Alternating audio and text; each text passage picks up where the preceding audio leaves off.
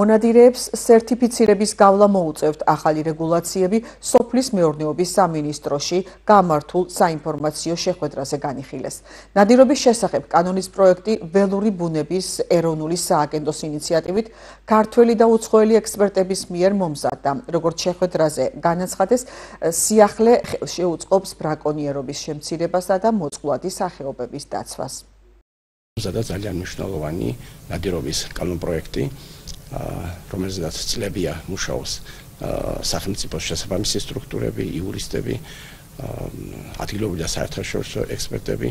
დღეს წარვადგენთ საზოგადოებას კანონპროექტის ბოლო ვერსია, ასე ვთქვათ, ყველაზე მეტად დაინტერესებულ პირებს, მონადირეებს, რაც მოგვცეს იმის საშუალებას, რომ ნადირობა იქნება მკაცრად კონტროლირებადი და შესაბამისად ის პრაქტიკა, რაც ბრაკონიერებას ეხება, ეს იქნება მინიმუმამდე დაყვანილი.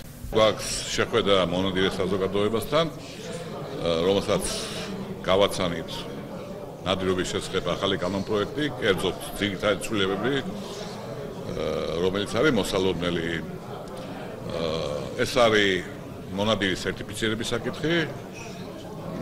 ეგ არის საეგერო სამსხურის შექმნა, რომელიც მოვალეობაც იქნება სახეობების პოპულაციების ფიზიკური დაცვა და კანონდარღვევებზე რეაგირება.